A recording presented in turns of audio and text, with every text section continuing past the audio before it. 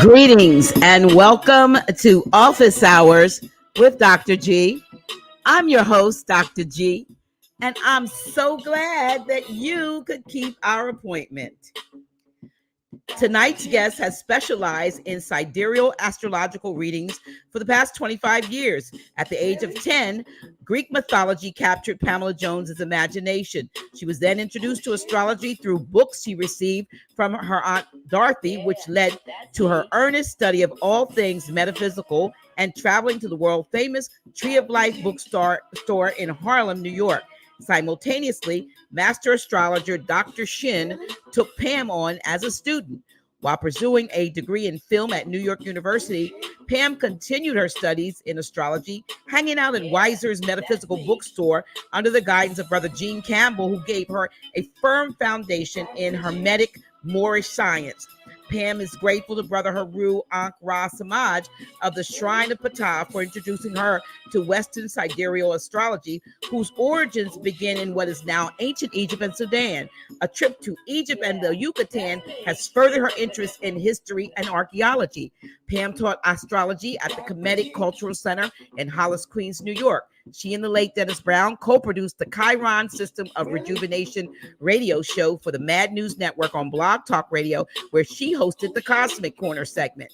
She's made several guest appearances on Lloyd Strahan's Numbers and You radio show on WLIB 1190 and has written several articles for the New York Amsterdam News and Sankova Times of Los Angeles, California. Pam is founder of the Cosmic Corner Consultant Program, a coaching service that is customized to help you achieve your goals and using your astrological information. She has created a system called Astro Names, which analyzes your name astrologically, and color scopes, which helps you strengthen your etheric body.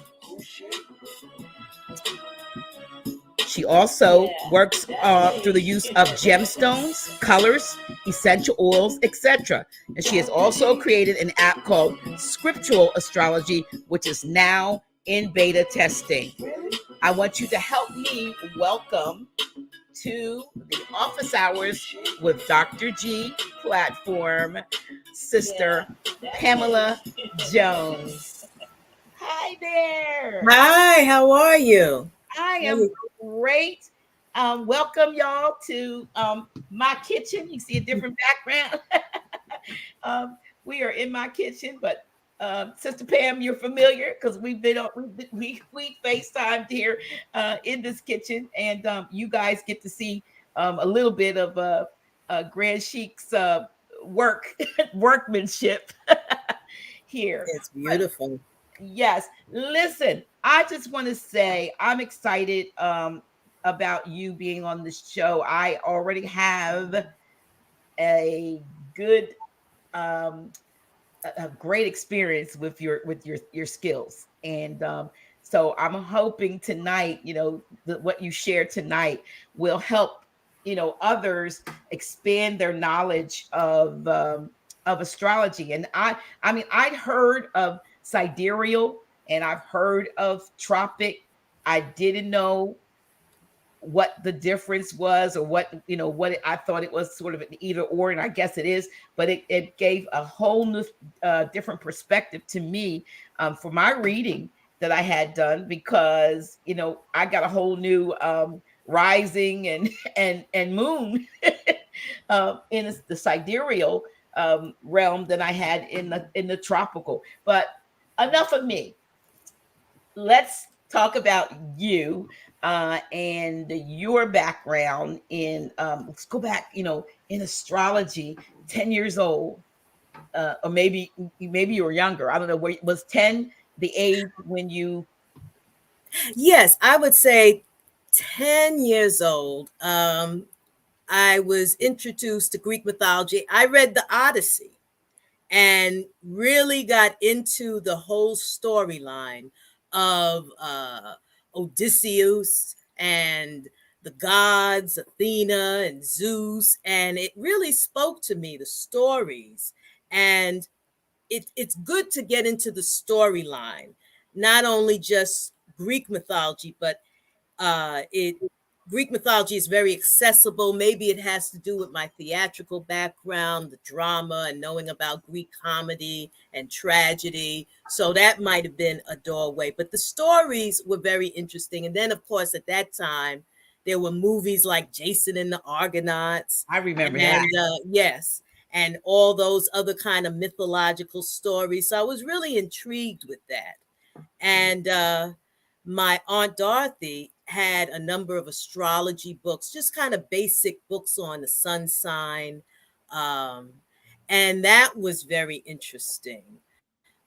She was also, along with my mother, very interested in a particular psychic called Edgar Casey, who was based out of Virginia Beach, who Mhm. also had a lot of astrological information and past life information. So getting myself familiar with that and his references again sparked me on. And then as I got older and was able to travel into Manhattan, I went to the Tree of Life bookstore, which was an oasis right on 125th Street and Lenox Avenue. They called it UCLA, University on the corner of Lenox Avenue. Oh, wow. And there, the owner, Brother Kanye McGee, who just passed away about 6 months ago, and world famous Dr. Moore, who was a herbologist as well as a hobo.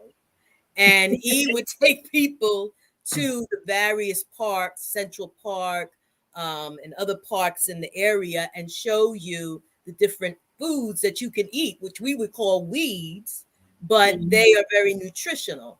So I was able to learn about herbology, study of astrology. What was good about the Tree of Life bookstore is that you could sit there and just read, you know, and they would also have a lot of people to do psychic readings, a lot of events. I was able to be there a few times and study, and it was very good for my foundation. I think it was a period of time when every major city where we were, the bookstores came up. I know here for us in Delaware, it was a Hanif's bookstore, and and, Mm-hmm. and Hanif's bookstore is where I learned about names and different things, and then that's why in 1987 I had a name change. I wasn't familiar with being a Moor, Right. but I just knew I wasn't that name that I was given at birth. And so I learned from Hanif and his at the time wife Hanifa, um, that about the naming ceremonies in Africa and so forth, and how they would study the baby and see who the baby was, what were their attributes, what were the circumstances surrounding its birth, and was it when they had a was it Baba Tunde, it was the father returns. They would they Yes. they would see some of those names, those were attributes that they weren't just haphazardly named. And so I decided to study and find out who I was, and I had a book of African names, and so this name that I have carried now since 1987 jumped out at me, and it just wouldn't leave me. And the interesting thing about that, and I know we're not talking about names, but I know you do some things with names, is that, and I told you this in passing, that when my name changed, my life changed Ab- dramatically. yes. Yes. That happens a lot. And there's a lot of traditions that much importance goes into the name. In the Jewish tradition, a lot of times if a child is sickly, they will change the name to change the energy of the baby and give them another chance. And I've seen with different people that I know, when they change their name, their life changed, because each name has its own energy. Each letter of the alphabet is correlates to either a planet or a sign. Hmm. So you can even look at your name and it will amplify certain energies in your chart. Hmm. Okay, for example, the letter N, Nyla, that actually goes with Scorpio. It's connected with Scorpio. Which I just found out is my sidereal rising sign, not Yes. Sagittarius, which is on the tropical side. Right, right. And even like Sagittarius, that letter is associated with the letter S. Mhm. So, over the time, I was able to kind of accumulate that. Now, during the time of the Tree of Life, I was very fortunate to meet my astrology teacher, whose name was Dr. Shin. And, you know, maybe the second or third paragraph out of his mouth was like, well, the Moors ruled Europe. They ruled it for 800 years.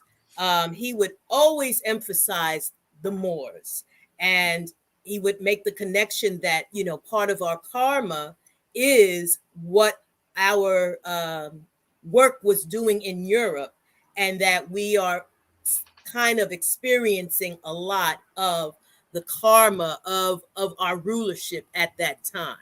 But that Mhm. was a major emphasis. That was really the first time I even heard of that, and just kind of followed what he was saying about the uh, Moorish understanding, as well as knowing that the tarot deck also was brought in by the Moors, by Moorish. So there's always been a very strong spiritual, metaphysical component, not only in terms of our politically and history, but definitely the metaphysics is right there.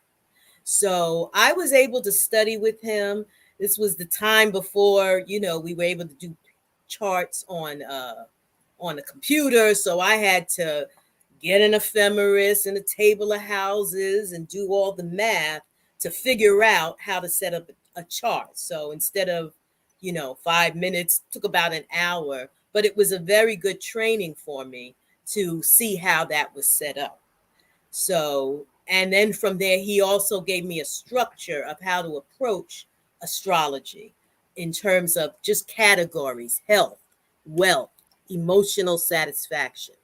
Those are the three areas. If you get those straight, certainly wealth, career, your calling, health matters, definitely you can see in your astrological chart, and emotional satisfaction, which is love, relationships. And then I added a component of just a spiritual development, and recognizing that the aspects that you have that are challenging, which are usually your squares and your oppositions, sometimes the conjunction, like a moon conjunct Saturn, there's a way to work with the energy. You have to make a relationship with the energy, and raise the vibration, raise the frequency. And this was what was so important with my other teacher, Brother Campbell, who introduced me to the Kabbalion way back there, and gave me lessons on the Kabbalion, and also shared with me different things about um, Greek mythology, but also other mythologies. There, in other words, the principles that the planets represent go across what we would call advanced cultures. Certainly, the Yoruba has very specific cultural, astrological. Shango is Jupiter, Oya, Pluto, Ogun is Mars. In the Hindu pantheon, you have the same uh, similar situation. For example, another name for Jupiter is Guru in Sanskrit. Buddha is a name for Mercury in Sanskrit. And so we can go into different cultures and see what are the correspondences. And if you understand the story, same thing in what we call the Egyptian Kemetic pantheon. Um, Although the, the Egyptian pantheon is kind of on a whole nother level. There's multiple gods, and a lot of it has to do with having different attributes. Um, but I was glad and I was fortunate to be exposed to that. Well, astrology gets a bad rap.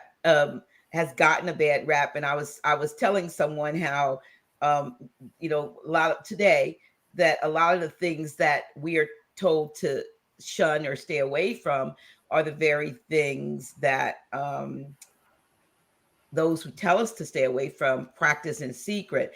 And I chuckled to myself because I put this up, I think yesterday, and someone rushed to put a comment in the comment section way before the show started yesterday. And they said, basically, I'm just going to pull it up because I just it says, laughing, but imagine believing astrology is anything other than complete fantasy.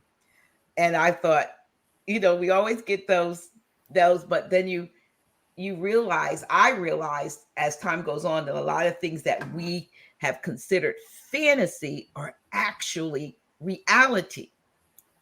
Yes. Yes. And, it's very, I mean, you get this, oh, well, it's pseudoscientific. And, it's interesting because your most famous astronomers, Copernicus, Kepler, Newton, they were all astrologers. Okay.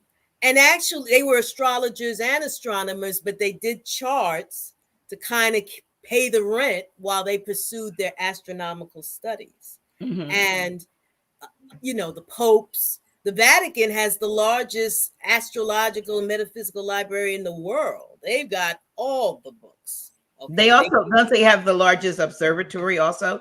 Yes. Yes. Yes. So I think that. Right. So there's something to the story, or the so-called quote that wise men follow the stars. Yes.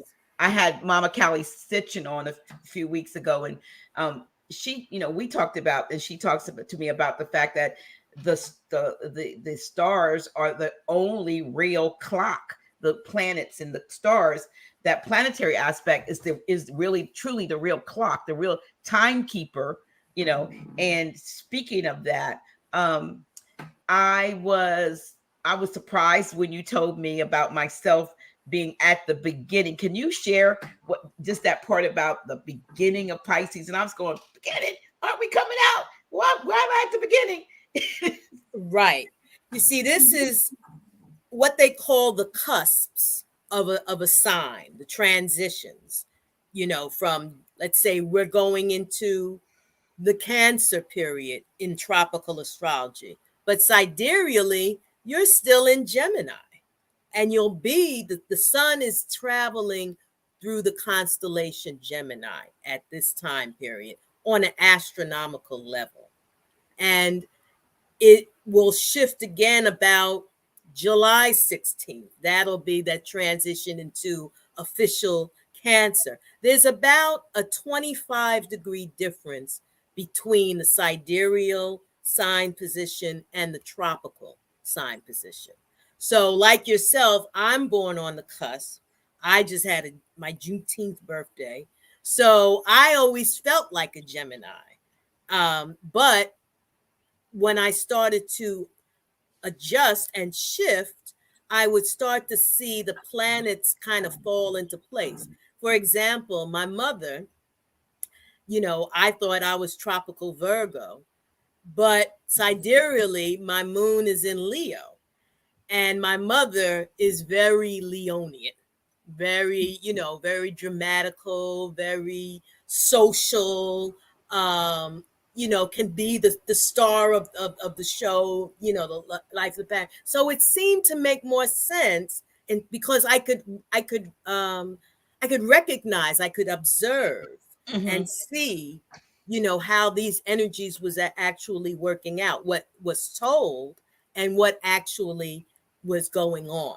And that's a branch of astrology which they call experiential astrology, which is kind of like astrology live. You're watching, you're observing. You're not really making any, you're observing and just seeing, well, what is expressing, as opposed to what is in the books saying this is how this is supposed to express itself. So, are there archetypes that you use to make those observations? Because, in other words, is there certain model or molds to fit into that? This means you see these are attributes of a Cancer, attributes of a Gemini, attributes of, so on and so forth. So if you start to see those attributes in someone, which is not what we think when we look at them tropically. Right. Is it possible that we need to take the sidereal view to see who they really are, or is it even beyond sidereal?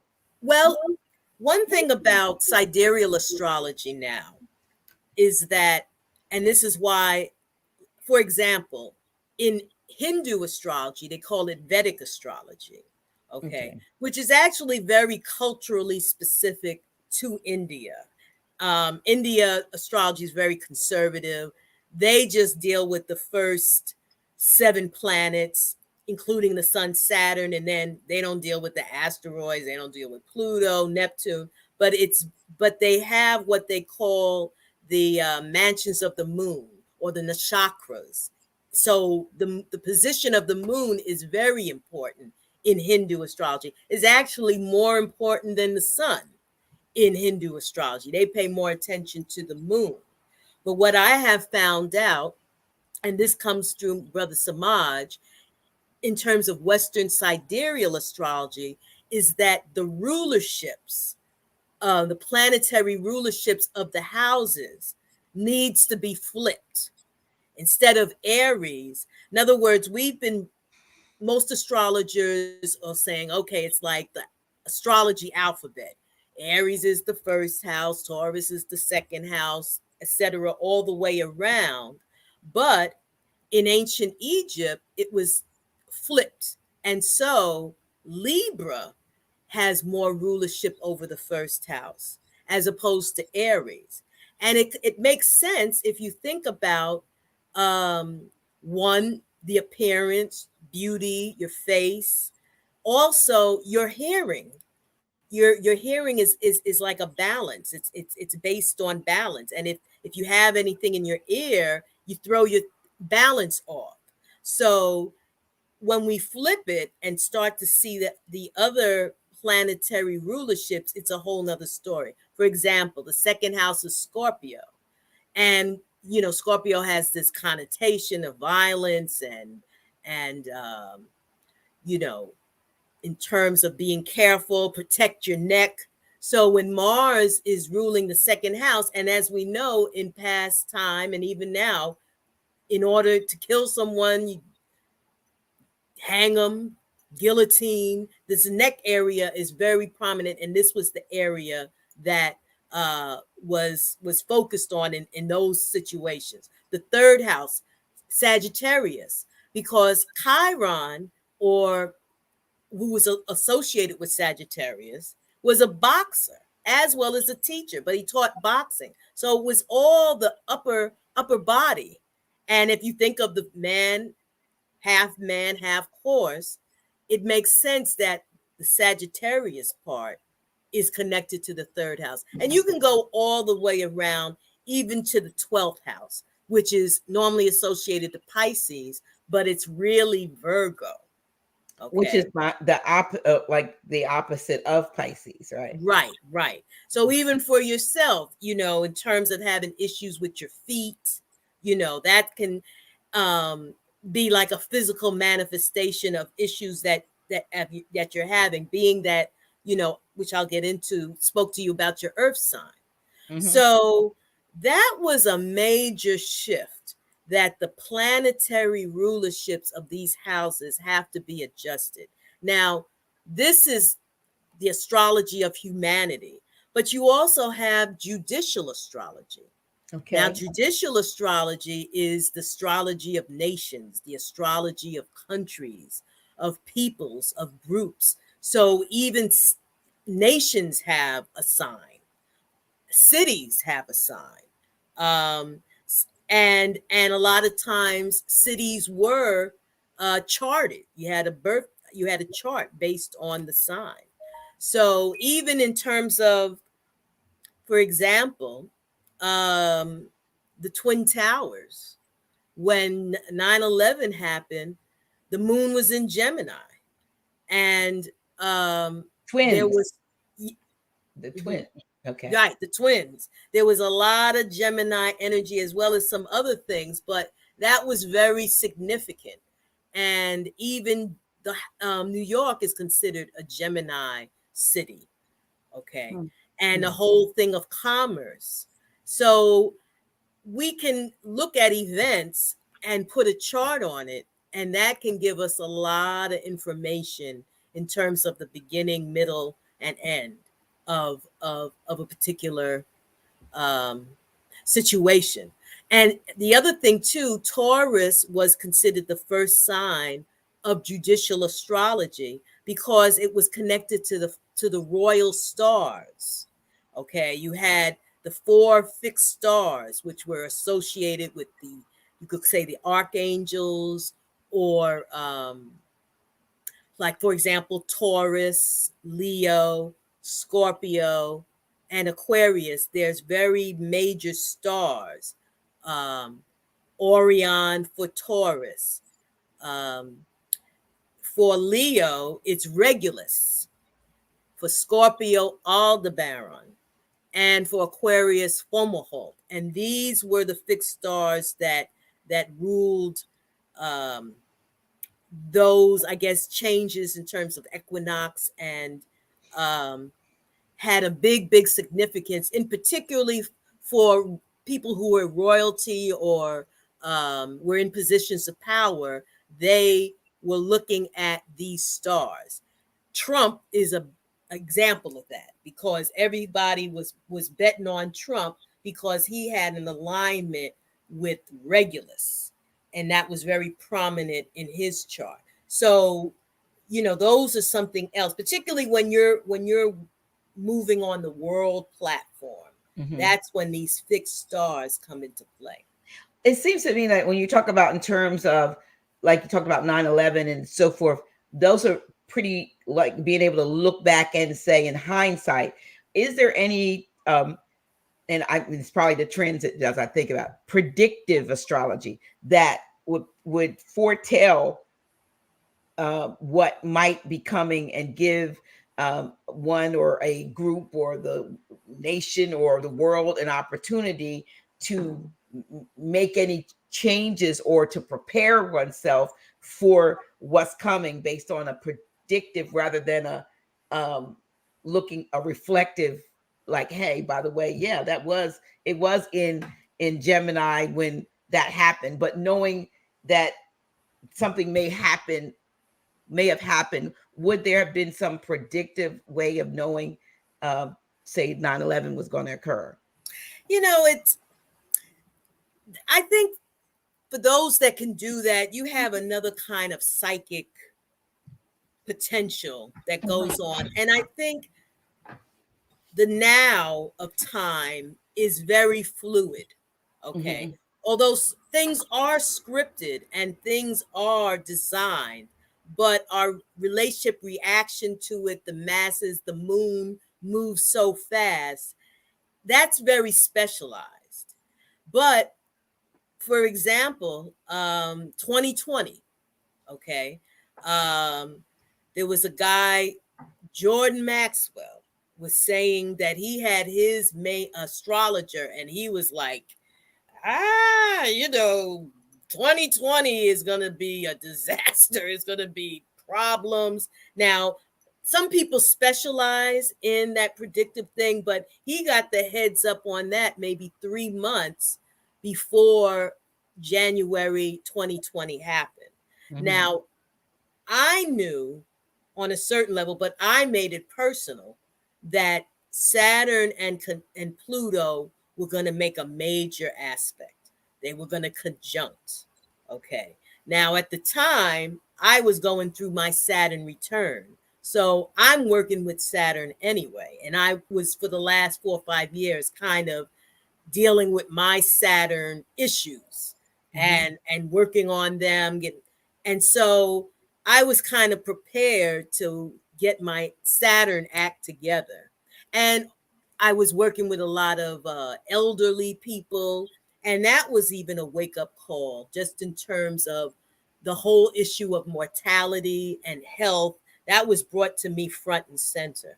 So when Saturn conjunct Pluto, January 12th, it really shook literally the foundation of how we build our life.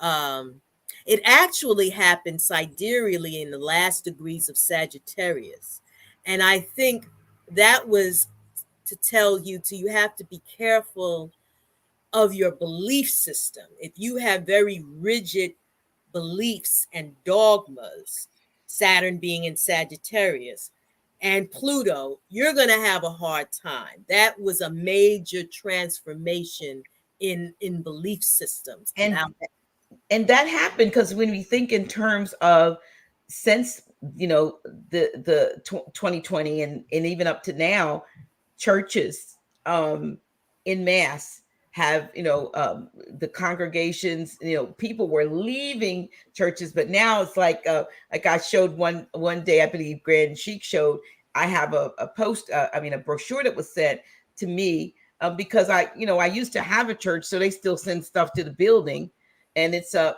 thing called praise buildings for sale.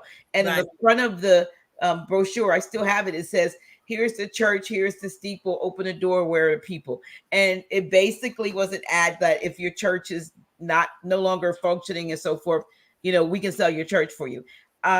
So when you say shattering beliefs, a lot of people probably believed during that period that whatever was happening to the world, because they have this belief that we're in it but not of it, not going to affect us, because God's going to protect us, God's going to, Jesus will come get us. If it None of that happened. Many people that believed left here, Yes. and many people that believe lost jobs, or not just life, but jobs or different things that they have, or just loved ones. So Yes.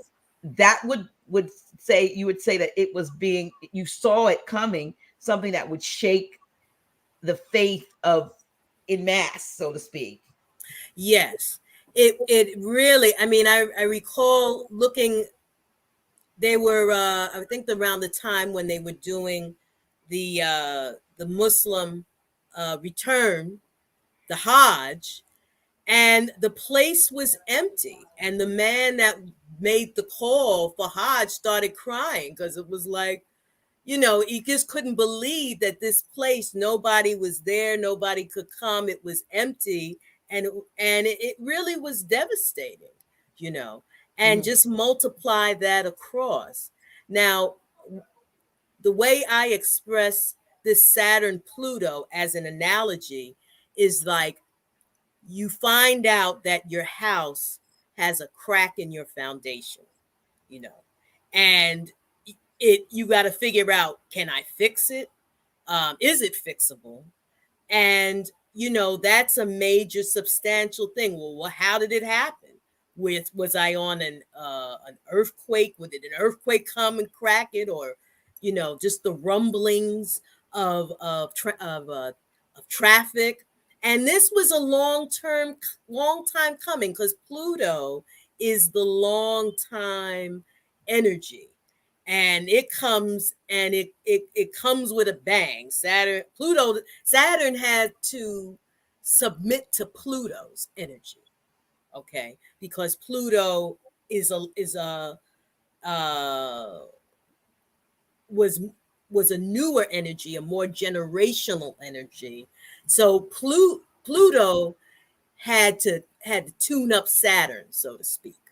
Another way I look at it is, uh, there was a big mob meeting, and the families had to get together and talk to each other, because they had some characters that were like, we got to get rid of them because we got heat coming on, a major shift. So even that which is of the underground economy, the all the the darkness that happens started to come out and people became aware of it. It accelerated because it was starting to come out, but then it really accelerated that we started to become aware of the horrors and all the stuff that was going on. So that was another way that it manifested itself.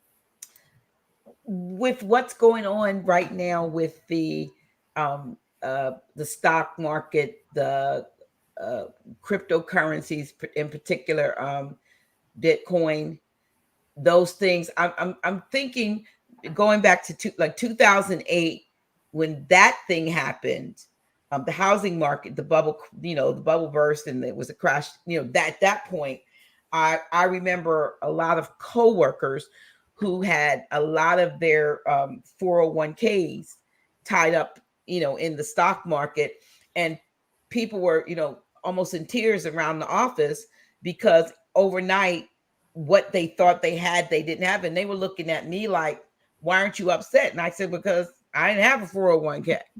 So you know what I mean? I didn't. Right. I'd been there for, at that point for many, many years, but I'd never had, gotten into that. So now fast forward, I mean, there was they said it wasn't a bailout for that, though. I hear that was more of a bail in, that turned that around, because they were actually just padding the banks and helping the banks help themselves in that, and knowing that everything they did was artificial, and that eventually it was going to have a real collapse, an unfixable, unfoundation fixing collapse, which Right. it seems like now we may be experiencing, now with what's going on. So all of these people now who had all of this, if you will, their finances, their 401ks, you got the stock market, you got the Bitcoin, like now about a third of what it was, say, like 3 or 4 months ago. Is that indicated astrologically, astronomically, or anything? Well, I was telling people, hold off on the Bitcoin and the crypto until Uranus goes into Taurus sidereally. Okay. They got that now tropically, it's like, oh yeah, Uranus is in Taurus, and Taurus is like the finance, the money, the joint income. But I'm saying it won't really stabilize and get grounded until about May or June 2023. Okay. And as you can see, you're slowly seeing the economy starting to shift and change into that digital currency. It's still kind of figuring it out, but it really won't settle down until that time period. As well as the whole anything dealing with new technology and any of the electronics, even in terms of new, as they're looking for now, new energy sources and how to adjust and change into that. Things are changing from oil. Will it go into electric? It's still up and down, but we're talking about, a change it's coming very sudden, and everybody, and then you got old money. You got the old oil money, and before that it was the old railroad money, and then as technology changed, the money shifted.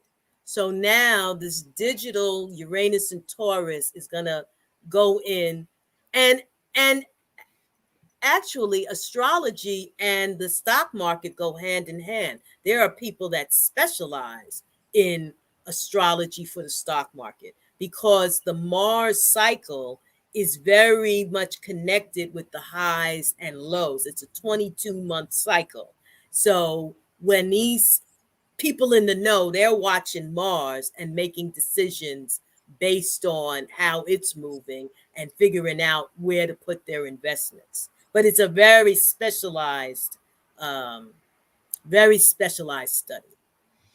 So people should, if they already invested, or do you recommend, since you said May 2023, there should be some movement. I'm assuming an upward move in some way.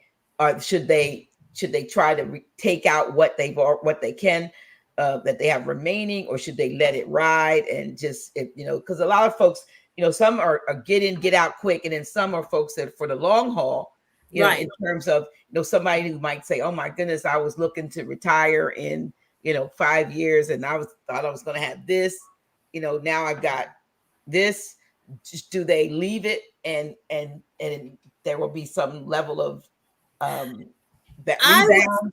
I would say you got to connect this cryptocurrency to general bona fide things that are considered money, substantial. It has to be connected to the land or to minerals or something that is concrete, gold, silver, land, commodities, but something solid, that Well, is. they're it's funny that you would say that, because the big thing is NFTs, non-fungible tokens. I mean, like crazy little, oh, I made a cartoon and I've made it into and folks are paying, millions of dollars for something that doesn't even have any substance to it, which is, I'm thinking, is it in the Kool-Aid? I mean, in the water? Or I mean, did they spray this madness in the air, and people don't realize that they're being taken for a ride with this craziness? Or Well, it's 400 years ago there was the big tulip bubble, and tulips in what we call the Netherlands or Dutch, people were putting their money into tulips, and very specialized exotic tulips, and this was going to be the next best thing, and getting into hybridization, as well as certain kind of foods like carrots. Carrots used to be purple, but it was the Dutch that created this orange carrot. But that it ended up being a big bubble, and people lost a lot of money. So it was one of those kind of silly kind of things that people just kind of grabbed on. And it may be the same with the NFTs, but it's a different generation now. So because of that, there's different value systems. So I guess there is a market for that, but it's probably blown out of proportion. But I don't want to say, never say never. But again, you do have these bubbles. right. Just like where they had the derivatives. That was big in 2008, which associated at that time, Pluto was going through the galactic center that time. And Pluto is considered a planet of wealth. Okay. Big money, big elite, old money that is mind-boggling money that you just like, you don't even understand how anybody could have that kind of money. But plutocrats, a real kind of like I said, I call the old money. So you mentioned derivatives, and being big. When was that? That was 2008. Now, is it?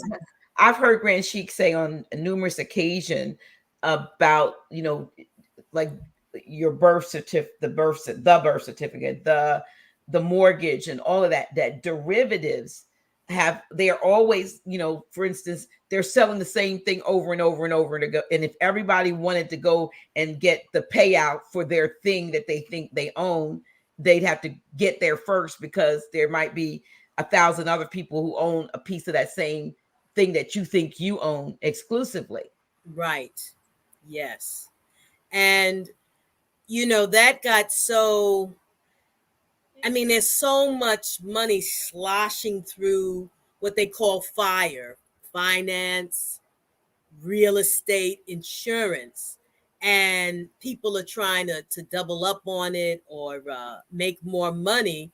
But you're right, they're still just retrading basically the same money and finding the next person to say, okay, let's get that. So but it really caught up with people. And at the time, I was I was driving, I was in the black car service, and that just devastated Wall Street. Wall Street just like, and a lot of the guys who was making good money, you know, they lost 200,000, 300,000 in their savings again because of that 401k. So it really jacked people up. I remember Grand Sheik saying years and years ago, your 401k is a 409k, you know, and he was saying, get silver, get gold, that get your money out, that get your fiat out the bank. And you kind of try to figure out, well, what do you do with it? If you take it out the bank, what do you do with it? Or is it going to turn into, one day it's like the prophets say, you're going to see a $20 bill and just step over it. What we have we may have savings, but the savings are based on a fraud or de facto. There has no value. It has no gold or silver or commodity that is that's actually tangible, that's backing. They're just printing money or printing paper and saying here until we pull the plug on it. And the way they're pulling the plug on it, appears is this hyperinflation that we're seeing, that everything is just going up, up in price, down in volume, up in price. We're going to give you more, less for more. And eventually we won't even be in a position to afford those things. On the flip side, I'm saying, how do we let ourselves get sucked into needing or wanting a lot of the things that we now consumer so-called spending is based on? We didn't used to be that way as a people. We didn't have, we dealt with necessities. We dealt with, we ate well, we felt well, we walked places because we had good health. And then we got to the place where we had to have the best house, the biggest car, all the clothes, all of the gadgets, all of the things. And I'm reminded of that old scripture that said, the Lord giveth and the Lord taketh away. So those things that they gave us, because they are the lords of the land, the things that they've now given us, now they're snatching away or making it almost impossible to get. It's almost like the drug dealer who says, take free drugs until you're hooked, and then says, nope, no more unless you pay. I don't have a job. I'm a drug addict. I don't have, so it's almost like that's what they've done to the people. Oh, yeah. But, at a certain level, the people are just full of stuff. They got too much stuff. The malls, there's a mall not too far from me, and I'd say 60% of it is closed.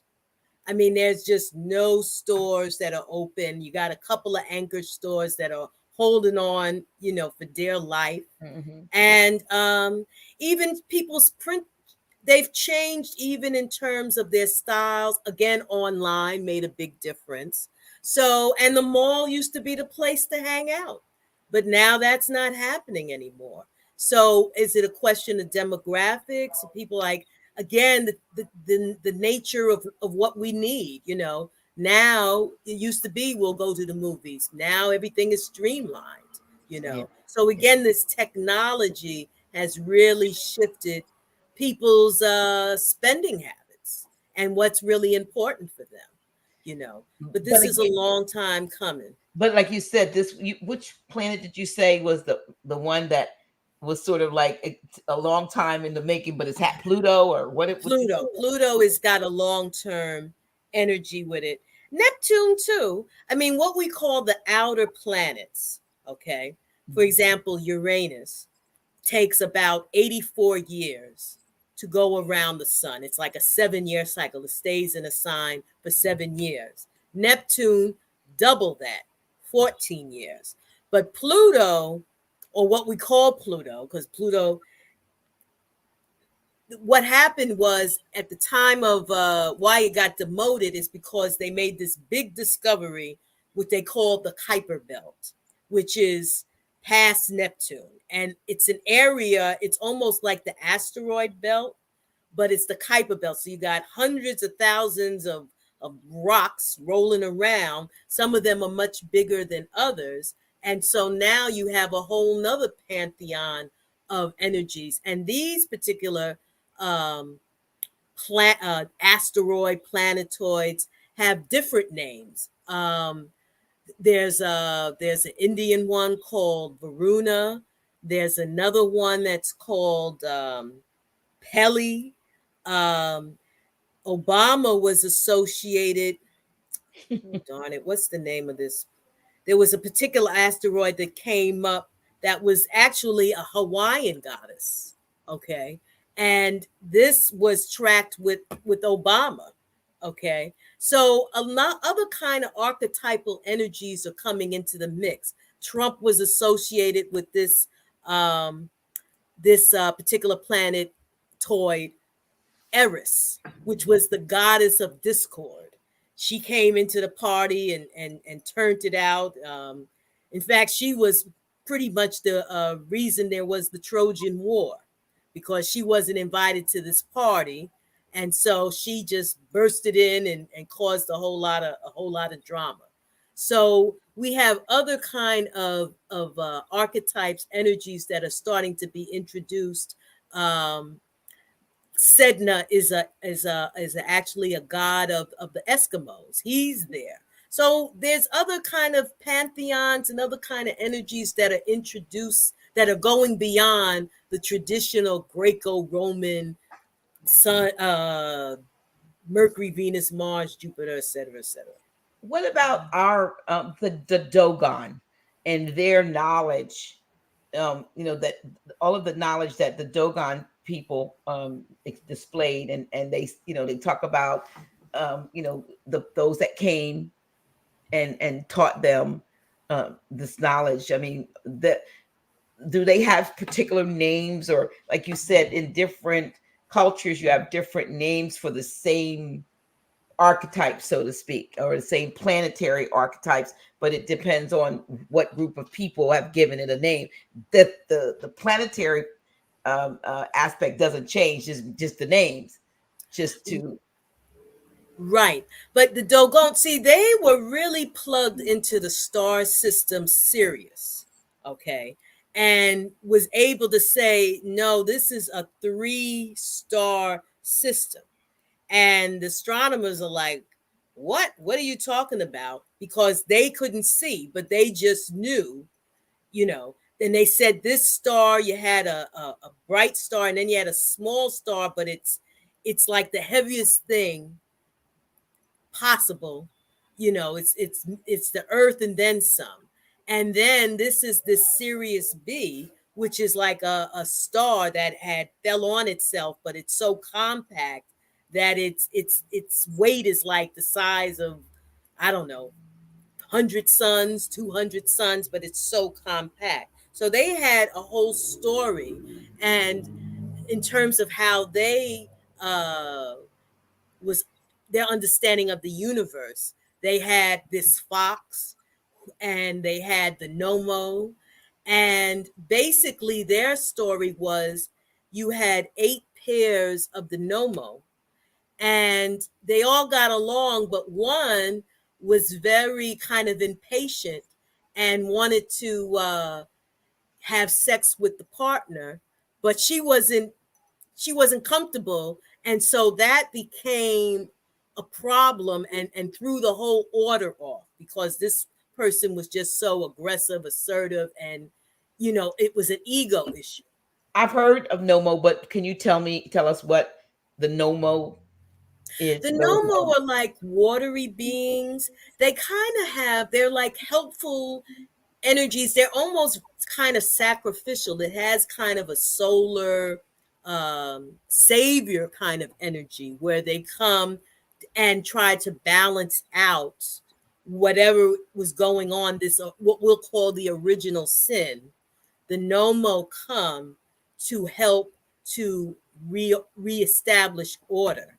And what's deep about the Dogon is that the way they set their houses up, there's like it's set up from the head to the bottom to their feet, but the house has the head section, the chest section, all the way down. It's very structured, but it's also very similar to the ancient Egyptian way that they handled their temples. For example, Luxor has that same kind of setup with the Grand Luxor Temple. There's a head, there's a middle, there's the feet, and there's a famous Egyptologist Lubavitch. What's his name? His name was Lubavitch. I think he called it the Temple in Man. And so this whole thing of establishing buildings in proportion to the human body. I had read a book called The Serious Mystery by Robert Temple that made a deep connection between the Dogon and ancient Egypt, and figured that they were connected bloodline, as well as in terms of their understanding, because the Sirius star is also connected to the god Anubis, the dog star. So you see that Anu in there. Yes. Okay. Yes. So that whole Egyptian pantheon, in terms of how, and of course Sirius was very important because it was connected to the inundation of the Nile. So that was like a marker for them. They had to track it, so they knew how to like manage their agriculture based on the Nile, because the Nile was the only real water source. So it was very, very important. Very important. Here's a question. There's a few questions, but I'm just backing up. Lisa Anderson says, "What about the feminine planets? Like, is that Pallas or Pallas?" Yes. In the 1800s, the asteroids were kind of discovered. And the first 4 or 5 asteroids, now that is the belt between Mars and Jupiter. And it is speculated that this used to be a planet that got destroyed, whether it was through uh, some sort of planetary crash, or was it an ancient civilization? Sometimes it's called Maldek. There was a guy, Zechariah Sitchin, went into that real deeply and was speculative. Velikovsky did the same thing. Worlds collide. They got laughed at, but now people are reassessing that, because see, the real deal with this whole Mars exploration, that they want to go to Mars, is because the asteroids, the Mars is the jump off. It's the asteroids that have all the minerals and diamonds and minerals that are needed for a computer. There's a asteroid called Psyche. They figure it's worth about 500 quadrillion dollars. And it's just a little rock, but that is the long-term plan. They're going to go into the mining of these asteroids. So you have these asteroids like Ceres, Pallas, Vesta, and I think they've named about maybe 300,000 or 400,000 of them. And there's all kinds of names. There's one called Pittsburgh. There's another one, there's names of these different Clinton. It could be all kinds. There's Flora. And each of these, I like the asteroids because it gives you another little piece of element. Whatever it connects to, I bring it to the major planets. So let's say if you have your moon and you have Pallas, for example, because Pallas, she was another name for Athene. And she was the goddess of war, but she was a goddess of self-defense. She was also she was a goddess of wisdom. She was the goddess of the olive tree. She was she was the daughter of Zeus. So there's a whole story with Pallas. She's also connected to the goddess Neith. Okay, there's a book out. I forget the name of the man, but called Black Athena. All right, so that the origins of Athena was actually in what we call Libya, or Western to the west of Egypt and Libya. So that was the area. So again, Pallas has a lot to do with skills, with dealing with weaving, with craft. She's also connected with perception, how you perceive. Some people who have issues, maybe even with autism, there's a connection to a theming, because a lot of times those that we call autistic, they just see things differently. They perceive things. They feel things differently. It's not because they're not as smart. They just look at things differently. And so that is, a lot of astrologers incorporate the asteroids as well. And I think they're very significant as well. Because we only normally hear about stars and planets, and so Right. it's that's interesting. And then when we hear about asteroids, we talk about what they might crash into the earth and cause tsunamis and calamities and all of that stuff. So I've never heard of the asteroids in terms of a part of charting what's going on. Yes. And this is pushed. This is definitely pushed that, there's going to be, it's an apocalyptic kind of script. Although, there are reasons why, let's say comets, okay? Comets have a very kind of weird negative connotation because of how comets were connected to calamities and catastrophes. Point of interest: in 1811, there was a big old comet, and it was connected to Tecumseh, the indigenous leader of, I guess it was Virginia or wherever he was, but he had prophesied a lot of changes going on in the indigenous nations, and that we better get our act together. And but this comet predated a whole bunch of earthquakes that happened from 1811 to 1812. That was so devastating. Rivers were shifted. I think that was one of the reasons why the British invaded America, because the devastation of this earthquake was so traumatizing. They said, well, let's get in here and get back what what was. So a lot of calamities are connected to cosmic energies, or at least there's a connection. And definitely comets is up there. Would mud floods, the mud flood theory, be connected to some astrological calamity that caused something, caused all of these buildings to be buried and then built, well, not to be built on top of, but the burying, or what they call the mud flood? Would that have been some planetary influence? I can't fathom that it was something that anyone did. You can't just make mud like that. But would that have been some type of planetary shift, or do you know any? It's possible.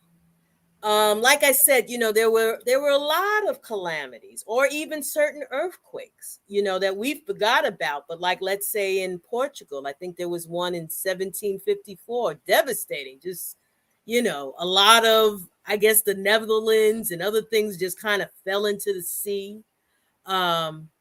Also, the timeline has been messed up.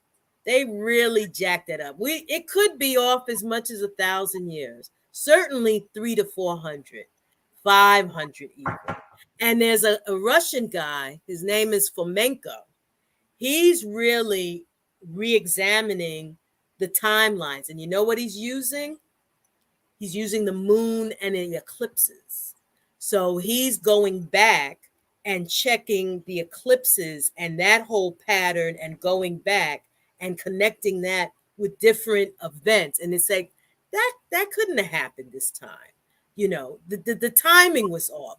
So we've lost a big chunk, or a lot of our history is off, because the timeline is off. So that is why, even in terms of what we call civilization here, might be a lot older than what we figured. And even the story in terms of, certainly in the 1800s, a lot of crazy things was going on. And a lot of these so-called architects that were building these buildings, there's no way they could have built, something ridiculous in 2 or 3 years, that's just on acreage and stone. And who was here to do it? Who was there to drag out these bricks? Who had the manpower and just even the mindset? So that is part of it too. But I think that timeline has really been messed with, and we're going to have to go back and carefully um, check things, because another thing too is a lot of our history is kind of speculative, really. Kind of before the 1800s and definitely before the 1600s, it's kind of sketchy. All right, you're building on stuff that was on tradition, but because I guess all the libraries and private collections, it's hard to kind of proof and verify. It's only in this internet age that we're able to kind of say, hey, wait a minute, and we can kind of compare and look at things and people. So this is an age of reassessment, of reset, because we've got more information now, and we can't believe the what was told to us before. You just gotta throw that out the window and start over again. Yeah. You can't. You absolutely can't. But the fact of the science of astrology is a useful tool. I'm sure you will agree. Yes. And like even the reading, I know somebody asked where you're going to be doing readings, and I would say no, not tonight, but you'll be able to. In the description, there's a lot of contact information for you, for those who are interested in contacting you for readings. But you also, and then we're going to get back into questions, but you also teach, if I'm not, astrology. Is that correct? Uh, Or I coach? am. Well, yes. My coaching is a service, and what I do with the coaching is helping you to, uh, in other words, to solve some issues, to manifest dreams, to organize, and using the coaching service, I can help you create the outcomes that you're looking to manifest. And through your birth chart, you get in touch with all the skill sets, the talents, your challenges, and learning how to organize that, find your calling. And it's a calling that's going to feel comfortable. It's not going to be, a stretch. It'll be like, oh, you know, you'll be able to see how you can put these elements together. And I can also add a transit chart. So I'm coaching you to make the best use of your time and what transits are coming up. So in your pursuit to get your goals together, get your life together, you'll be able to work in tandem with transit cycles, cosmic cycles that you're coming into. So I can help them uh, put things, and I'm able to do it so that you can find that things are simple, clarity, and a preciseness. Because again, the timing is everything. Make the best use of your time, and even understand why maybe you've been in a cycle where you just been like in a rut, or even coming to terms with this Saturn 2020, because this has been a major Saturn energy and we're still not quite out of it. Saturn is going through a retrograde now. So this again is a reassessment of, again, your essentials, getting your house in order, your food, clothing, shelter, putting things together, getting your health together, because Saturn is connected with your health. And uh, also, even just reassessing your belief system and your structure, and knowing what's important, what's essential, what's the basic bottom line. Saturn is also associated with law. Okay, Mhm. law, ninth house, maybe going back to school, but learning something that can, help you with your commerce. So that is what I do with the coaching program. And I'm able to work with you so we can get into some real, it's just not a hit and miss with a reading. I'm able to work with you over a time period to really get some information that's concrete. And with my reports and stuff, you can talk to me and I can help you in that guidance. Yes, because I know a lot of times, and we had a wonderful time, and you do go very much in depth, and a lot of times that's what we need. You have the ability to help pull out. I do coaching when I do scans, but this what coaching, having my reading and then having my one-on-one with you made me think of a lot of things, and you gave suggestions, you asked certain questions because you saw it in the chart, and it was it was real. I mean, really, it was me. And so anyone who's looking to get, like you said, that direction and that structure, and somebody who is now not just pulling it out of the air but looking at it astrologically in terms of who that individual is and giving guidance, is a wonderful thing to be able to go. I was thinking about, when Nancy Reagan would Reagan wouldn't do anything until I don't know whether Gene Dixon was his astrologer or what, but Nancy, every once he was especially after the assassination attempt, he did nothing unless you know he was getting a reading as to what was coming up. Oh yeah. And quiet as it's kept, a lot of presidents, and celebrities, and royalty, they have their astrologer that they Mhm. confide in. And that's a given. That's a given.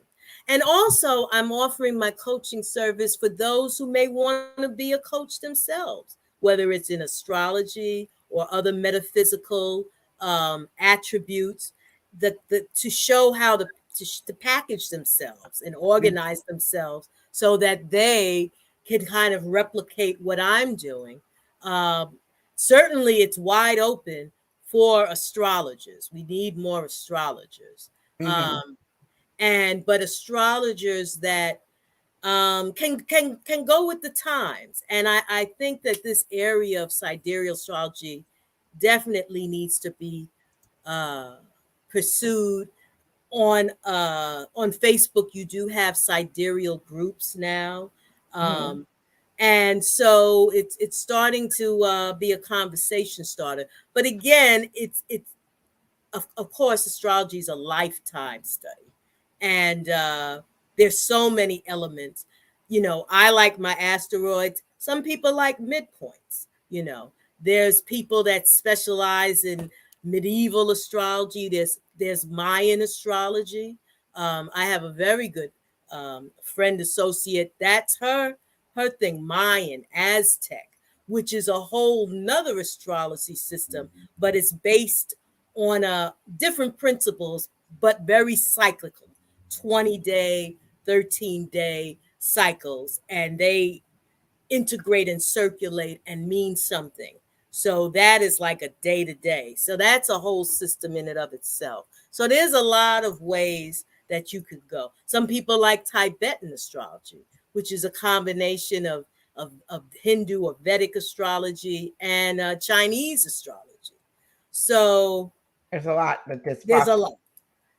And I guess based on what somebody wants, you would know whether that's something that you specialize in, but you also have, like you said, there's groups of There's groups. I mean, for those that pursue it, sometimes you want an alternate perspective just to see what the similarities are, because truth does harmonize with truth. Like I right. incorporate numerology, tarot. I really utilize tarot because there's an astrological system that I connect with the tarot system. So even your certain planets and certain signs have a tarot explanation. Okay, Mhm. and that gives you a whole nother kind of information and understanding, and it's a visual. So there's a few different ways you can connect with astrology. depending And on. you created apps. Are those apps on what do you call it? Well, G.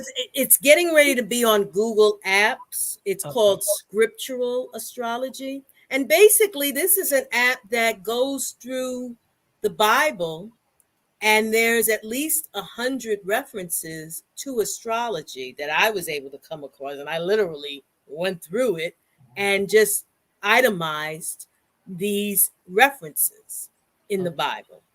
And so, I hope to expand that and add some more annotations and citations and references. But this is kind of like the bottom line, because, people don't realize the oldest book of the Bible, and that's, the book of Job, has all kinds of astrological references in it.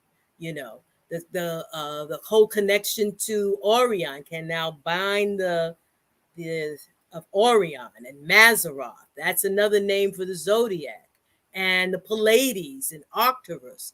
Again, these are all stars, but these are all astrological, astronomical references. And you can go across and you'd be surprised how many things are connected. I know that there is a reference that in the Bible about what they connotate to astrology. But realistically, it was about a tradition of people killing an animal, opening up and reading the entrails of it. That was really the reference about, you know, um, the warning against, the use of astrology, as well as, there is certainly a tradition in what we call the Hebrew tradition in astrology. One of the heaviest books I have is called Astrological Secrets of the Hebrew Sages, which was written by a rabbi. And that's who told me that the astrological house of Egypt was actually in the Sudan, in an area near what we call, I guess, Merowe, because it had such a plateau that was the royal astrologers studied there because the plateau was so long and they had the best view of the stars. So, that's what the reference of the southern part of Egypt, or Kush. That's where the astrology came from.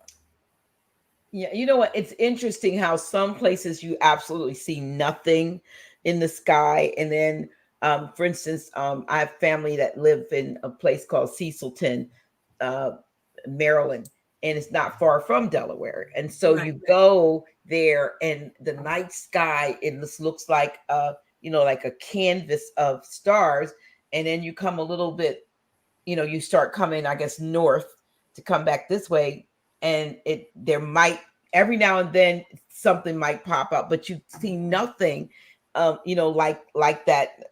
And I'm wondering, is this, when you talked about the plateau before, is it the height of the land? Is it why is it that some areas get just such a cosmic shower of stars and planets, and other places you see, maybe the North Star, and maybe you see the Big and Little Dipper, but you don't Right. see that. I guess the expanse, because, in particularly the Sudan, but Africa in general is just huge. So it's like you just don't have anything, um, in terms of your visuals, you just got nothing but sky. Okay. And I guess on like less places like the plains or certain areas, just the region is just wide open for you to see and view. And Is it because there are like no city lights, maybe right, some no city lights. skyscrapers and Right, buildings with right, lights? Okay, homes. Okay. right. Because I like going to the beach. I'll go to the beach at night and I get a whole nother visual. Um, and even just watching, like I like to watch when Venus appears. When Venus is on the evening, all of a sudden you don't see anything and then it just pops out. Okay. And it's going to hang out for about an hour or two and then it goes down. So just to be able to watch live certain planets and then being able to identify them in the sky is really magical. I think I have an app on my phone that kind of will pick up the show you where the planets, because I know we went to, I think it's Assateague Island where the horses are, and stayed there at the beach there.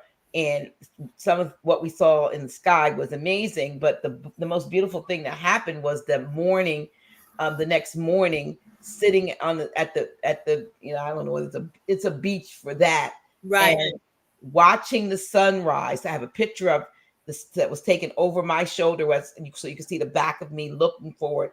The sun comes up, and it has the wings that you see. Yes. It says, and it says, and the Son of God shall rise with healing in its wings. People have preached it as the SON when it actually says the SUN. Yes. And when it comes up over the horizon, over the water, it literally is the circle with that, like the wing picture around it. I literally have a picture with me staring at it like that. And that's exactly what they were talking about. You got people thinking Jesus is going to rise up with healing wings, and it's the sun that rises up with healing. The energy of the sun, the rays of the sun is where the healing comes from. Right. Yes, a lot of what we know is of myths and gods and stories in the Bible is very astrological, astronomical. They're principles. They are helping us to understand our place, our position in the cosmos. So a lot of that astronomical reality got mixed in to what we know as the books of the Bible. Sometimes I think a lot was introduced. I mean, the way it was set up and the way people have studied it has caused a lot of confusion. So people get mixed up and mix the metaphor with the reality, and don't recognize that they're two different things. Here's a question. I study numerology. Can you recommend some reading materials for those interested in astrology? Well, Numbers in You by Lloyd Strayhorn is a very good reference. Now, it is tropically based, but he gives a lot of astrological information that I think you can camelback on. Um, let's see. Numerology. And that's not even my Astrology. main. They're asking about astrology. Oh, okay. In terms of knowing about astrology. Okay. I'm real old school. I like, I guess, for a foundation book, if you can find the book Isabel Hickey, A Cosmic Science, Astrology, A Cosmic Science is a good book to start with. Um, they have the Astrologer's Handbook, Sequoian Acker. That's a kind of a good book as an introduction to give you the principles. The only problem is, again, it has that tropical reference. And that is part of my work now, too, is to create bridges so that people can see what the sidereal um, correlation is. There's a guy named Kenneth Bowser. He just wrote a book. If you can find anything by Cyril Fagan, he wrote a book called The Astrological Origins. And he goes deep into why, and he was an astrologer for the royal family. He was an Irish guy. He was their astrologer, but he was backtracking, and he was like, somebody messed with the paperwork. So he did the research and traced it back to ancient Egypt. But it's kind of a rare book, very rare books. Um, uh, in terms of another book that's good, because one thing about the tropical and the sidereal is that the planetary aspects are always, they are very strong no matter what system you're in. So there's a guy named Charles Carter, Astrological Aspects. I love this book called let me ask you, are they looking for a particular interest in astrology? Because it's wide. There's a lot of, I don't There's know. another book I'll tell you I would recommend. I like this book. It's called The Astrology of Fate by Liz Green.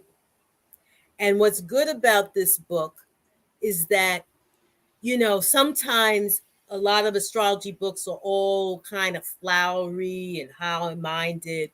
And this book kind of gets into some real nitty gritty stuff, traumas, and starts to, dealing with family issues. So she's going to see the light and the dark.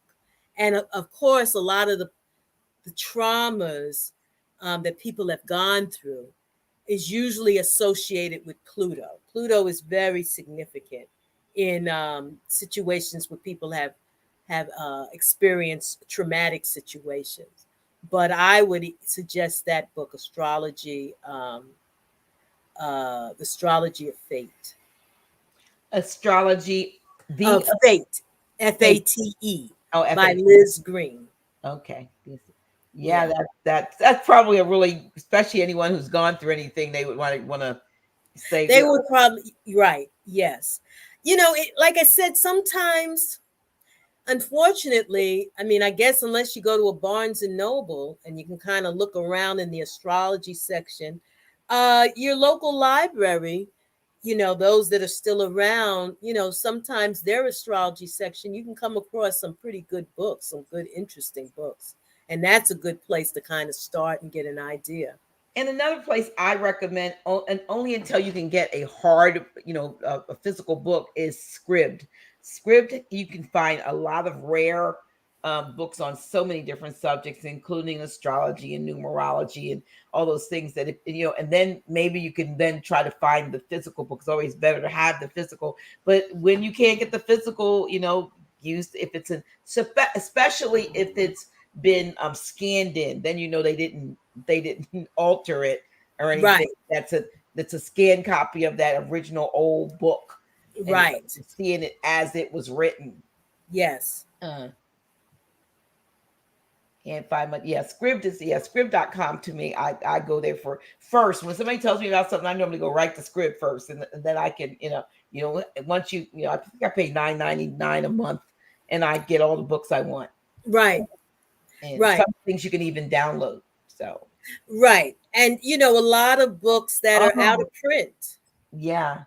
That are out of print, you can get. Yes. There's a question here that you were going, something that you were going to cover. So I'm going to have to ask you this.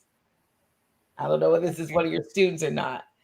It's just, I'm Dr. G. Could you ask Mother Pam to correlate sidereal astrology to Juneteenth?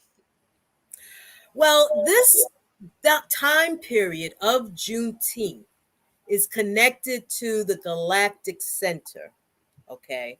Now, this galactic center is it's one of the strongest positions of an area of the sky. It's as the only thing maybe stronger in your chart is your sun sign. Then the next part is the galactic center. Now, at this time, the Earth is traveling through the galactic center. It started maybe around June 17th. And even now, it's still in that area. So this is a time where in other words, we're connected to the all, or all that is. I find it very interesting that, half the country is boiling right now. It's in this heat wave. Mm-hmm. But one of the aspects of the sun is the infrared energy. And people are in the sauna right now. Okay. But the sauna is one of the best things to detox, to release toxins. And it's not only just physically, but emotionally. And one of the best things to do during this time is think of your life, your body as a computer, and it's time to defrag. So I don't know if you know about defragging, but you literally go to your computer, you're reorganizing, you're getting rid of excess cookies and old broken links, everything that you just can't use anymore. And you're defragging it, you're releasing it, and you're reorganizing the information. The computer is reorganizing and putting things back in order. Well, on this level, this is the time to cosmically defrag. Just release, get centered. And in so doing, it's preparing you psychically for downloads. But it's like you got to get rid of the clutter. You got to and even in our bodies, I mean, sometimes this weather is forcing people to say you got to slow it down. You can't move. It's too hot. So your whole priorities has changed. The galactic center in the Mayan astrology, astronomy, was called the heart of the sky, the tree of light. They called it the Hunab Ku. And again, it's this central area. It's the sun travels around the galactic center. Okay. And so even the relationship of the sun is actually the sister of the Pleiades. Okay. It's the eighth sister of the Pleiades. So it's actually connected to the Palladian star system. All right. And there's maybe that's one of the reasons why the Pleiades is so prominent in many traditions, indigenous traditions, certainly. And even in terms of star alignments. So the Pleiades is important right now. It's almost another time period that we're getting lined up for is July 4th, which is the time of the Sirius. The sun will be conjuncting Sirius at 19 degrees Gemini, July 4th. And that's another central energy that's very important in this planet and galactic or solar system evolution. How does that relate to the United States and what it's going through right now, because that is the so-called birth date when you talked about the judicial astrology, the July 4th, being the birth date of the U.S. Right. July 4th was definitely selected by people that were very astronomically, astrologically aligned, the Masonic. They had this set up lined up. And if you think about the United States, I think it has a more Gemini energy to it than other in terms of the North and the South, the Civil War, the East, the West, the Democrats and the Republican. There's definitely this duality that's going on in terms of what we call the United States. Mm-hmm. I think it's part of the imprint, but it was definitely designed to the time that it was signed to be in an astrological alignment with what was going on. Now, the karma of the United States now is that the planet Pluto is coming back, right? Yeah, coming back around, and it's making its return. It's a Pluto return. I'm thinking in terms of all of the ancestors that were murdered and taken off their land and all of those things that happened. Then if this Pluto aspect is coming in, Plutonian, then it's coming in to say, okay, right, karma's coming in going, it's your turn now to feel the retribution or the heat of what you've done. Yes, Pluto's no joke. I kind of like if you watch The Wire, I kind of connect Pluto to Omar. Omar's coming, everybody runs. Everybody's like, okay, we shutting down everything. Pluto has that kind of energy on a negative level. But Pluto will you got to face the music with Pluto. The thing is that with Pluto's energy, it demands humility. Okay. There's nothing worse than to come up to these archetypal energies with a lot of arrogance and what they used to call hubris, because then that's when you get the cosmic smackdown. And Pluto's coming in and really resetting, reorganizing, cleansing, purifying, and it's not taking any shorts. So, and we just started with Pluto in Capricorn. People think they've been in Capricorn. It's like, nope. You got to figure probably a good 25 years of Pluto in Capricorn. It's one of those long-term planet. Sometimes it goes retrograde for a few months, then it goes up again. So it's a long-term energy, and we'll be dealing with it for a while. Here's a question of whether or not you know of the black sun. Yes, the black sun is kind of another term for Saturn. I've also there's a whole nother energy connected with the black sun that has to deal with the earth. Is the earth actually round or is it flat? And what is the firmament and what is the land? And that in terms of the black sun is that has to do with the core of the earth energy. That's a connotation. Also, Saturn is connected as the black sun because Saturn has its own kind of radiation and emanation. And Saturn energy is rulership of the fourth house, along on a judicial astrology. Leo rules the fourth house. So Capricorn and Leo have a relationship. And that's kind of the connotation also with black sun. So for some people, it has a very esoteric or occult connection to what we call the Nazis, or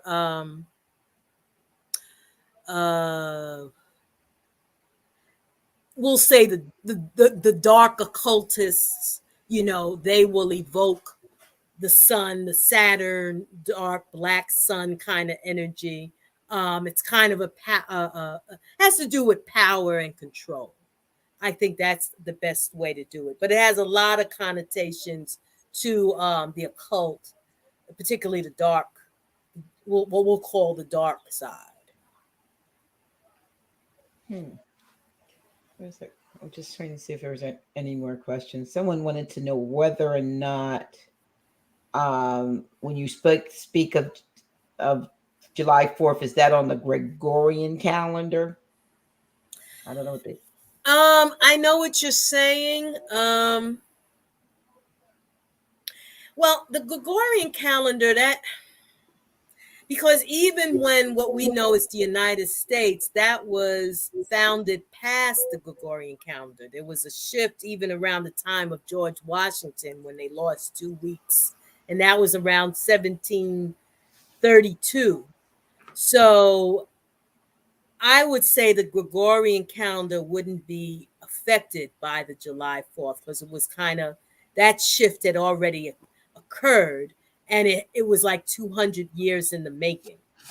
When you say they lost 2 weeks, what do you mean? Well, in other words, when they put the Gregorian calendar in place in order to make the shift, there was the alignment was off by about 14 days, 2 weeks. And that's why you had a jump from, let's say, February 12th to the 22nd.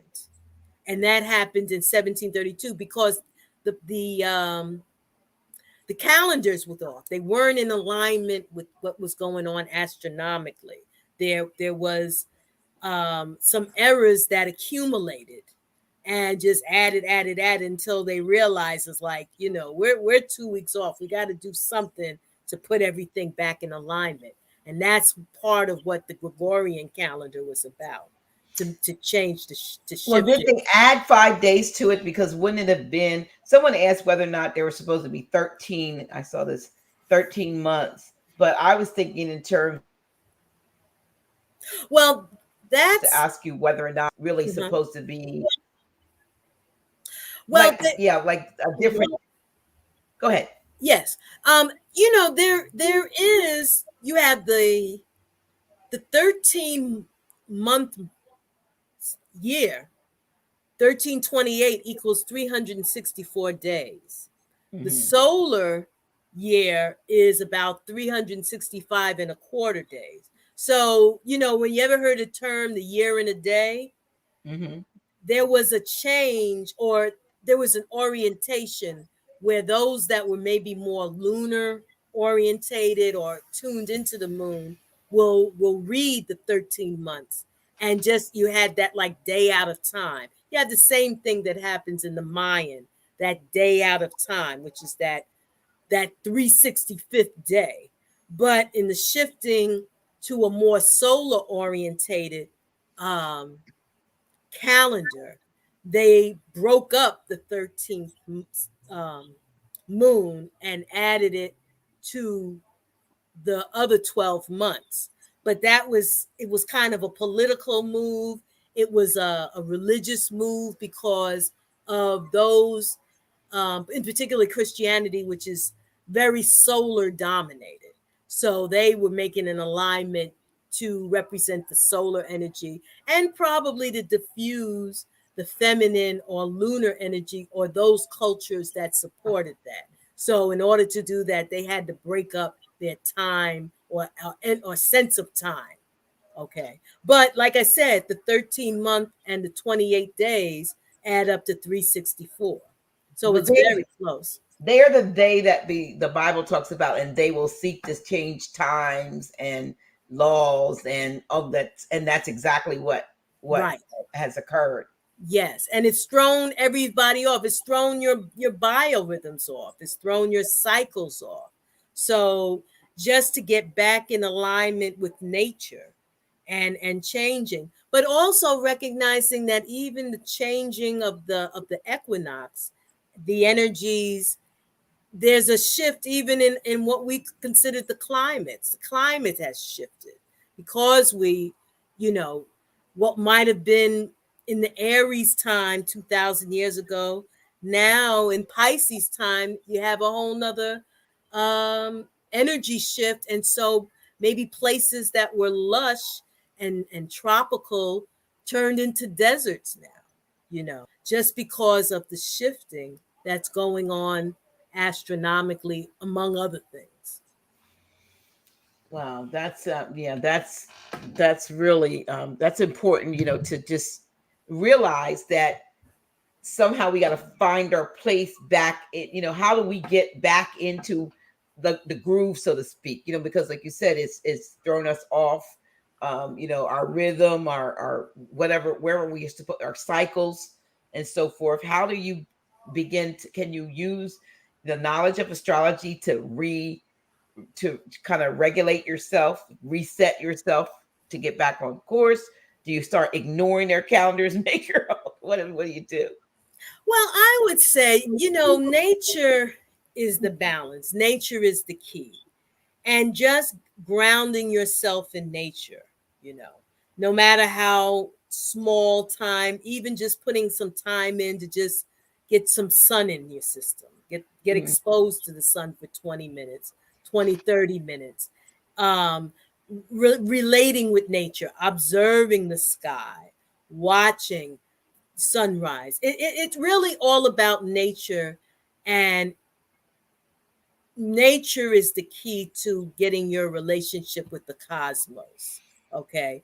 And then once you kind of get into nature's clock, that will begin to fall into place. Now, again, knowing your astrology chart, you'll know your highs and lows. For example, usually people, for me, this time is a strong time. I'm with the sun. I just had my birthday, so I'm tuned into my solar time. The opposite of this time, which is winter time, is not my strongest time. My whole energy is different. So I wouldn't apply the same kind of pressure or force or assertiveness in the winter time, because that's not my strength. That's not my position of strength. So that in and of itself is something to factor in. The other thing is too, I think people need to connect with what they call the earth sign. And people are That's like, what I was going to ask you next. To you explain, tell us about the earth, our earth signs, and well, can you give them so that folks to know if they're this, then your earth sign is that. right. Well, if your the earth sign is directly opposite the sun sign, okay? So my earth sign would be Sagittarius. Okay, it's opposite the sun, Gemini. Now the issue is that I say if you're going to know your earth sign, know it sidereally, and that's where, like, let's say for somebody born June 10th, sidereally they're a Taurus, but their earth sign would actually be in Scorpio. But there is a relationship between Gemini and Scorpio, and it has to do with the second house. Okay. The second house is like the key to understanding that relationship of Gemini, Scorpio, that what you thought you were Gemini, that's your connection. And it has to do with the power of your voice. Again, Gemini people have to be very careful of what they call loose lips sink ships. Okay. And that even in the tarot card, they can bring up a lot of problems. The tarot cards connected with Gemini, Eight of Swords, Nine of Swords, Ten of Swords. Tough cards. But again, it's again a sense of responsibility, a sense of power, and even on a certain level, a sense of karma. So with your Earth and Scorpio, you got great research skills, very penetrating mind, very sharp mind. There's healing abilities with the Earth and Scorpio. The Earth and Scorpio person can handle situations of trauma, or being that go-to person to take care of a situation that's horrific. Okay, my sister has an earth in Scorpio. She's a paramedic, so she has that sensibility to come into a situation that's traumatic and say, okay, step one, step two, step three, I got to do these things and to stabilize, not and again, I guess it's a calling, but sometimes that earth sign will speak to your calling, because your earth sign represents your mission in life. It's your reality check. And it's also a point, a position of manifestation. Now, for let's say somebody who is born September 28th, okay, normally considered Libra, but they're really a Virgo.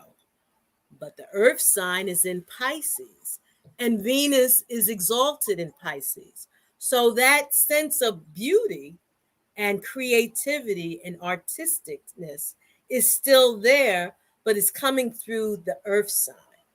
Okay. So again, Libra, Pisces, that connects to a certain extent the sixth house. It has to do with work and happiness with work and creative work.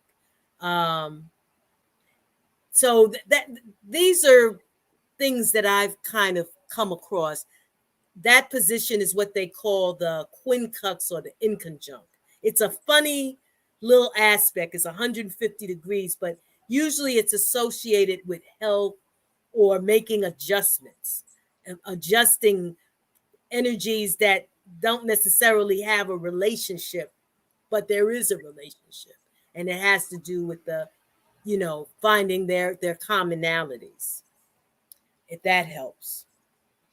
Okay. Yeah. So if could you just go down? We have 10 minutes left. Could you just go down the list and just say, okay, give sun sign, earth sign, just Yes. without, you don't have to give any explanations per se, but just so folks will just know what their earth sign is, because they'll know what their sun sign is probably. Right. Now their suns. Okay, so let's say Aries. We'll begin at Aries. The earth sign would be Libra.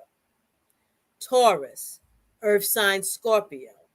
Gemini, earth sign Sagittarius. Cancer, earth sign Capricorn. Leo, earth sign Aquarius. Virgo, earth sign Pisces. Libra, earth sign Aries. Scorpio, earth sign Taurus. Sagittarius, earth sign Gemini. Capricorn, earth sign Cancer. Aquarius, earth sign Leo. And then Pisces, earth sign Virgo. But again, we got to shift it to sidereal positions. And that, so you may not be exactly the opposite unless you're born kind of on the transition time periods, the cusps. The cusp, it's pretty much true to form. So that's an adjustment, and it's a 150-degree difference. But that is something that I plan to go into and helping people, just even getting some basic astrology, or even in terms of just knowing, the moon sign and how the moon influences you and can shed light on areas that need to be strengthened or worked with at that time period. And that's a whole dynamic in and of itself. We have two other questions I want to pull up. Yes. This question: I'm currently, I guess, a tropical astrologer. Would it be easy to learn sidereal astrology? I think so. It's it requires you to be detached. I would suggest your aspects will always be strong, and the house systems will always be strong, but it's going to be a change of the elements. It's going to be an elemental change. So a lot of fire people are really water people, and water people air. That's the shift. So it's I think if you're given certain kind of keys and you're not too um wedded to a certain mindset about tropical astrology. I'll say it took me about 10 years to really shift from tropical to, and I mean, I was skeptical, stayed away from it, came back, tried it. The best way to do it is like read your sidereal interpretation. And then somebody that that's close, read their sidereal interpretation and go back and forth and like, okay. I think that's part of the study. Your own, what I call that experiential, what I was told and what really happened. But I think you'd be very surprised. If you're really interested, if you can um, pull out anything Cyril Fagan. There are Facebook sidereal astrologers. There's another good book, and I can't think of the beginning of it, but it's this guy named Takris. He made a good sidereal astrology book. They're a little few and far between, um, but I think you'll be rewarded. Okay. Here's another question.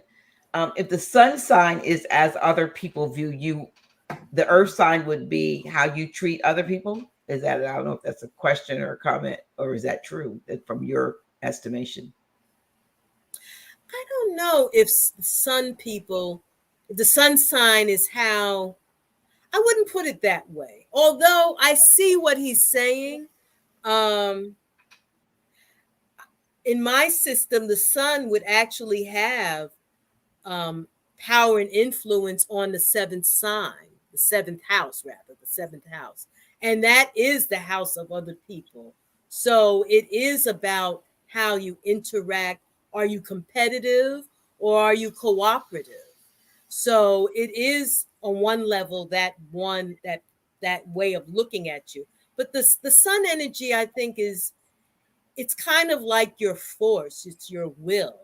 um Another association is the sun house, Leo. I have it as a rulership as the 11th house. So yes, your friends and your associations and your organizations have a very Leonian left, what they call the lions, what do they call that, the lions. um there was a certain term where it's like the lion's crew, the lion's power. It's that 11th house, your connections, who you know, and your power sources and networking is very much part of that sun energy, that solar energy.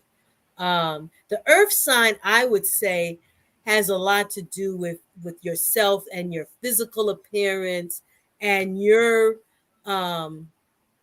immediate connection to the here and now. I would say has a lot to do with the earth sign. Okay. Let's see. Um, here. Okay. Are the key words the same between tropical and sidereal? Yes, I think so.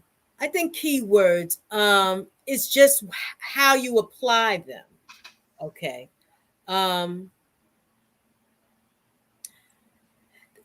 See, the sidereal, you're really shifting almost a sign back.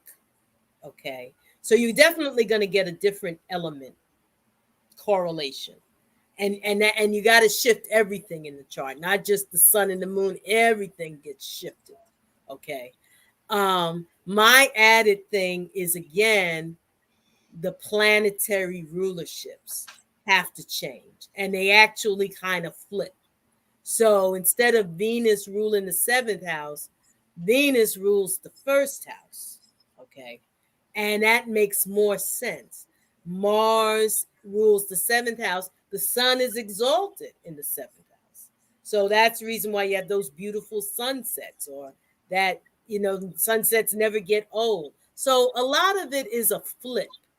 And it's hard to find information that speaks to that. And so, that may be part of something that I put together, at least some basic information to at least help people start their path down there, you know. So it's a different kind of connection and correlation. Well, I would like to thank you Thank you. for being on the broadcast. I'm made myself real big.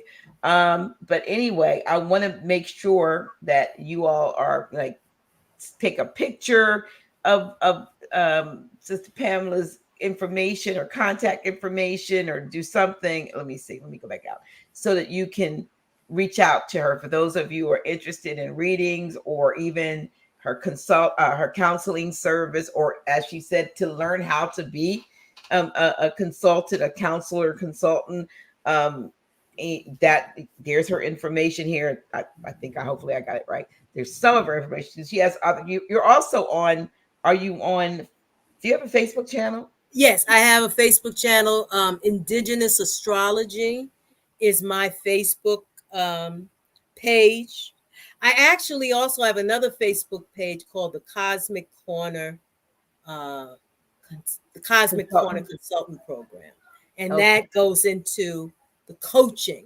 But my indigenous astrology, I put a lot of astrology information, various historical information. That's how I use that. And I also have a YouTube channel called Cosmic Corner Coaching, and that I'm going to add some more information about how to approach sidereal astrology.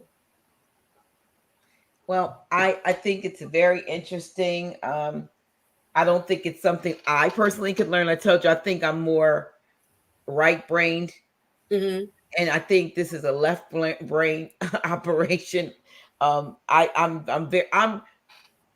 in I'm everywhere. You know what I mean? And so the things I know, and the things that and those are the things that come natural. Yes. You know, and then the things that make that I have to really like study to get, I'm cursory with it. But Okay. maybe that's indicative of my sign. I don't know. Well, I think astrology has been deliberately scrambled, Mm-hmm. and it really wasn't designed that way. I think, in olden times, there was no GPS. So astrology was a way, it was a navigation, navigation, in terms of whether it's caravans across the desert or by sea. Astrology was very much needed, as well as, utilized in architecture and astronomy. Again, these are navigation points.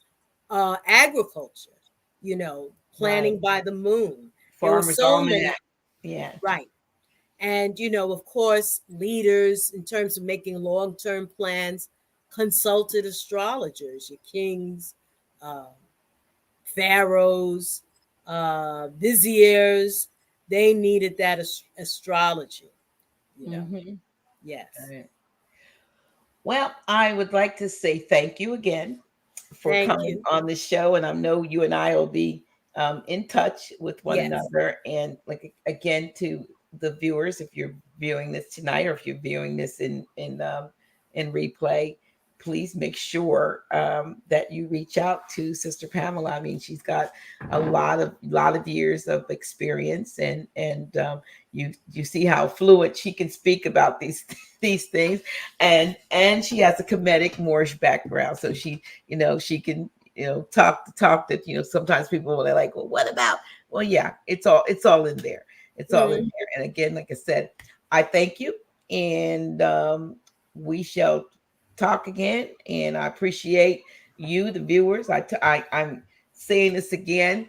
I'm going to say this publicly, that I'm going to be, for the summer, I'm going to be reducing my time. Mhm. I'm going to go to twice a month with my Tuesday, and twice a month for Fridays, which is when, and I'm going to do that because I want to build, I want to start to get together my roster.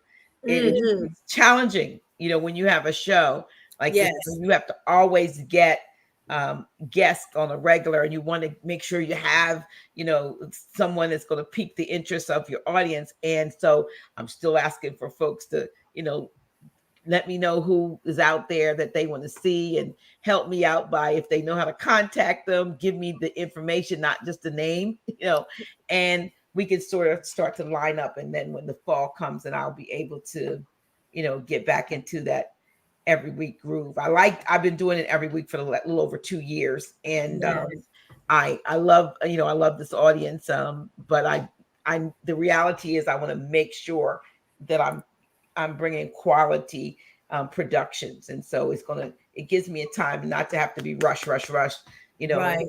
at the last minute. So, just if they, sometimes when they don't see me on, I literally get calls and text messages. Everything all right? Yes, yes, everything's fine. Dr. Genius needs to get it together.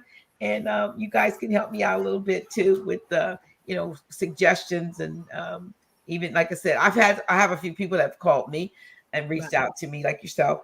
And I'm going to be scheduling them, but I need more. I need Yes. I need a whole I need a whole list of folks to come on, so to keep it going.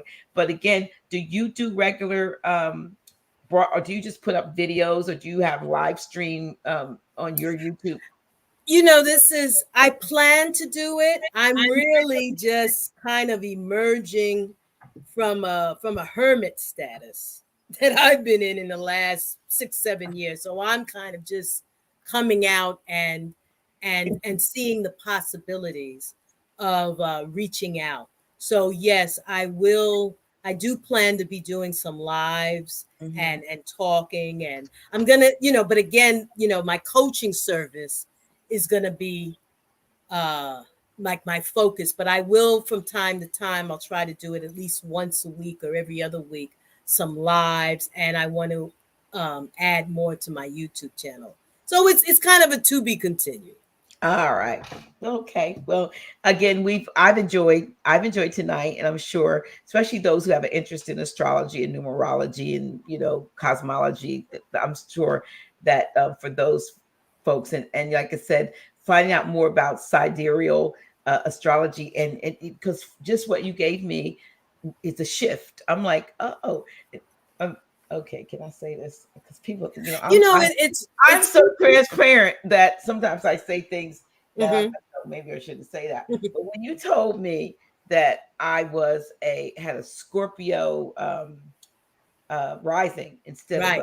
instead of a Sagittarius on the sidereal side, I've always, you didn't say this, but I've always heard that Scorpio was like sexy and all that stuff. And I'm thinking, oh well, shoot, I got I Yeah, got it's a whole nother one. it's like shifted my mindset. Mm-hmm.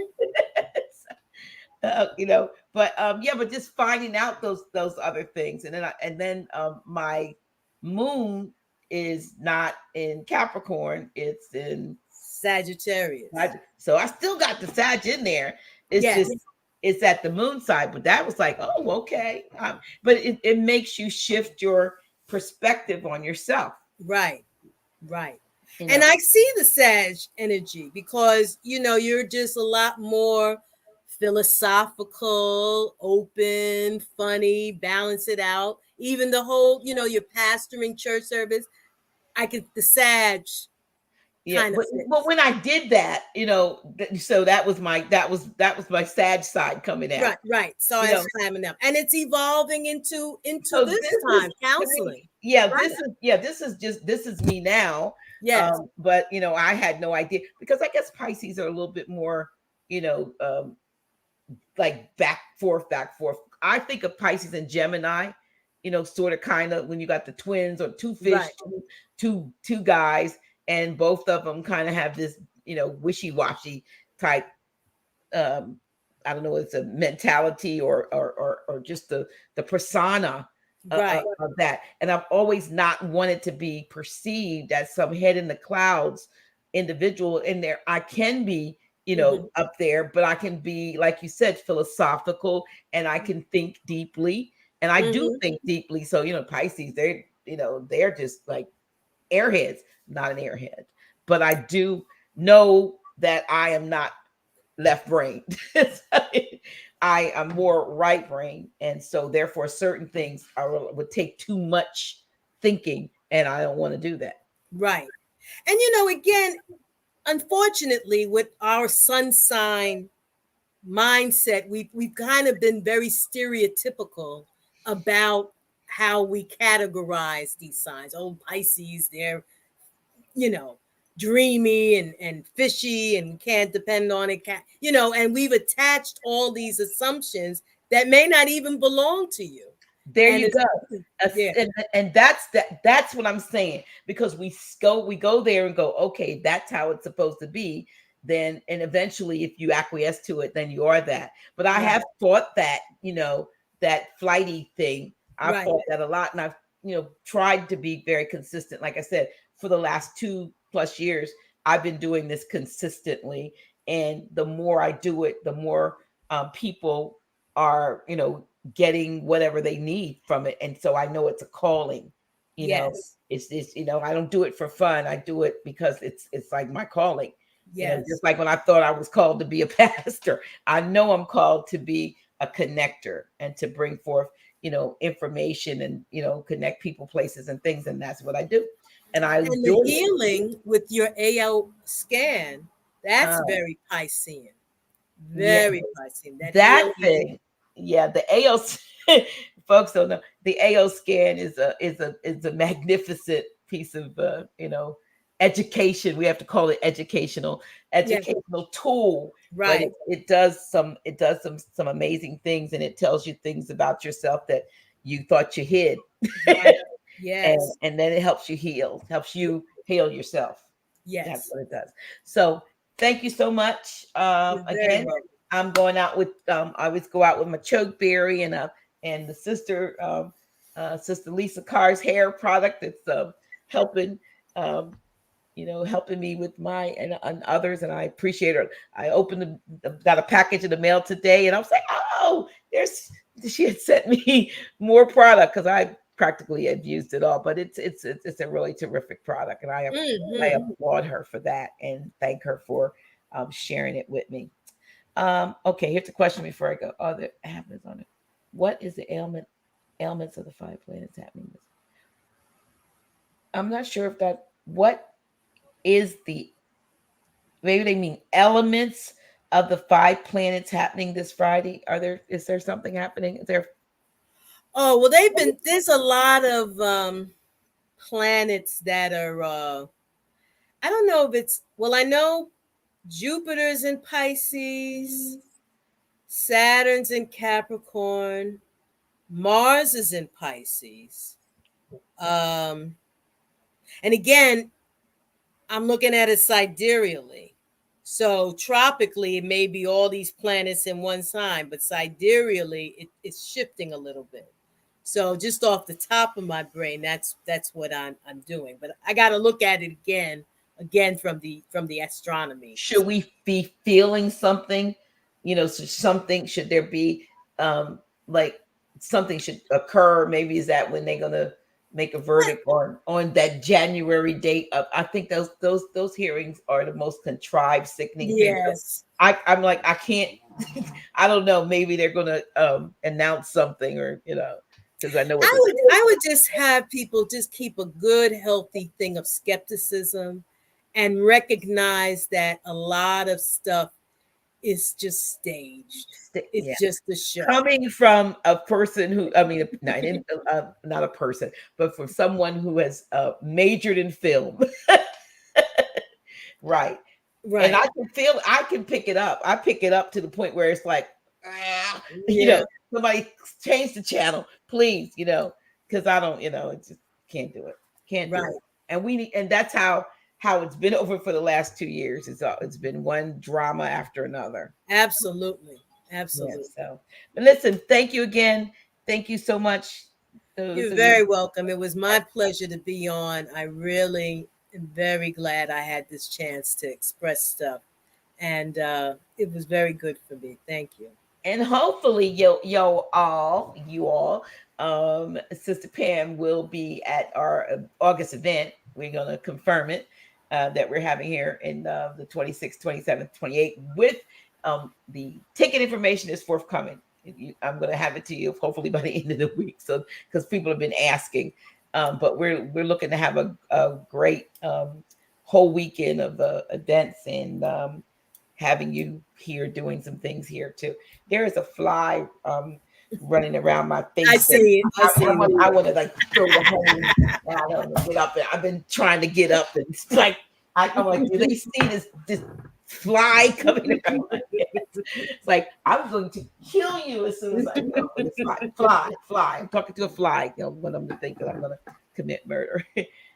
Thank you. This type of fair. Sorry about that. Okay. Oh yeah. Oh, she said planetary alignment. 5 planets alignment. Okay. All right. Well, Yeah, I think they're like stair steps. So it's like one right after another, right after another. So I know Jupiter, they may be all in one sign from Saturn to Aquarius, Pisces, Aries, Taurus.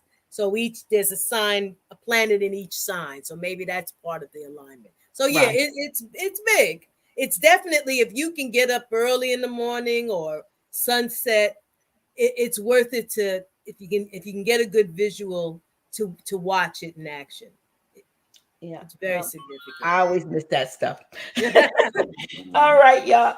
Okay, thank you. Thank you so much. And when I do this going out thing, it just takes me like forever to figure out. I gotta put the little banner under the bottom. I gotta put up the picture, play the music, it's, you know, I need a consultant. I need a film. I need a person. Let me say this to you all. I am looking for someone who can help me make small commercials that I can actually play 30-second, 60-second commercial slots that I do not know how to do it. As I said, I'm very right-brained. I can tell you what I want in it, but I can't get myself together to do it. So if you have those skills, please reach out to Dr. G. I do need that assistance, and I will compensate you within reason. But I do need help, because if I could put these together as little videos, then I don't have to, because I'm putting 2 or 3 elements together. So I put that up and then play this, and it's like, I may have someone for you, because I had a friend and he put together something very nice for me. It wasn't a whole lot, so I'll talk to him. I appreciate it. I totally appreciate it. So thank you so much. So now I'm stalling as I figure out what goes up, and what goes up and what goes down. Okay, here we go. Here we go, y'all. We're gonna put. Here we go. That goes up. Okay, I gotta get some of that. I've heard good things. So very, it's really good, and I'm hoping that I get a commercial eventually, and then I don't have to do what I'm doing right now, and we can just get it going. But y'all know how it goes. Okay, here it is. Here it is. Dr. G, inviting you to get your Chokeberry Plus today. It is that amazing berry, high in antioxidant, anti-inflammatory, antiviral properties. It supports and balances the blood pressure, the blood sugar, weight, and cholesterol.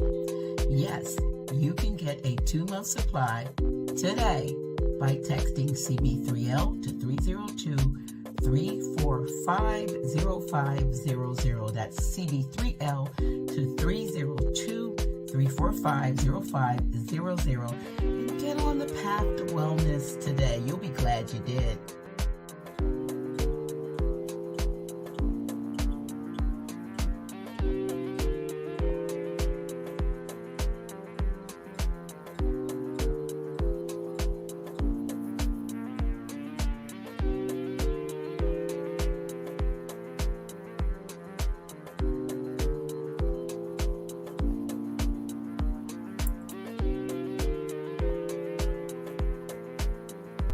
Dr. G here to introduce you to a product that I have fallen in love with called GN-rooted botanical hair serum. If you have dryness of the scalp, dandruff, hair loss, graying, just needing your scalp moisturized and needing to have your hair grow, you want to try this product. It is completely natural, vegan, has great, even you can see the herbs in the product. You can see it, it's awesome. It is making my hair grow. A lot of hair growth. Haven't had my hair washed in over a month. Don't have the dryness, don't have the dandruff or any of the things I normally have. Even the gray is starting to diminish, the little patches of gray.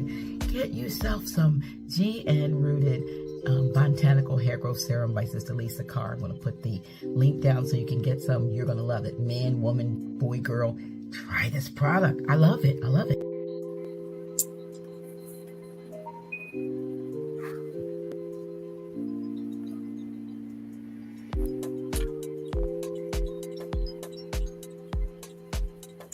Hello. Yeah, it went well. It went good. Okay, y'all. Sorry about that.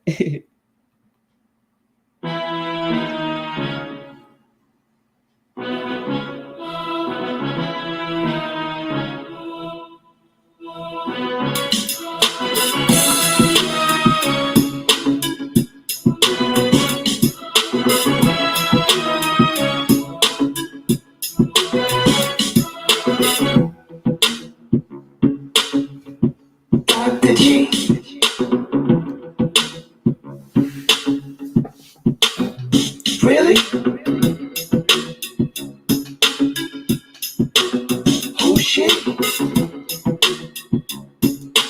Yeah, that's me. Dr. G.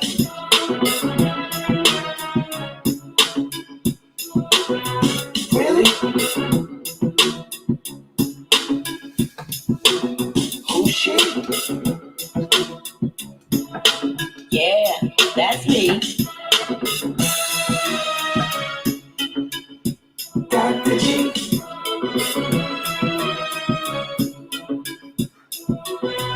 Really? Who's she? Yeah, that's me. Dr. G.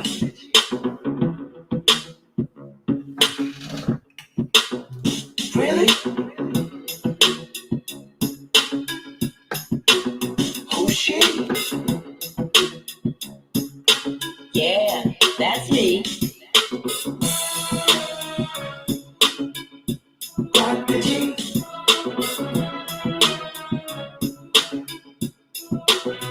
Really? Who's she? Yeah, that's me. Dr. G.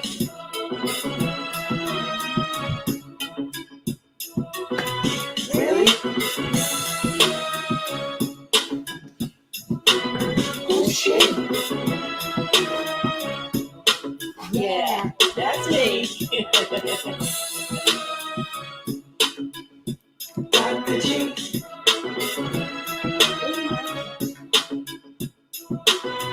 Really? Who's she? Yeah, that's me. Bye, y'all.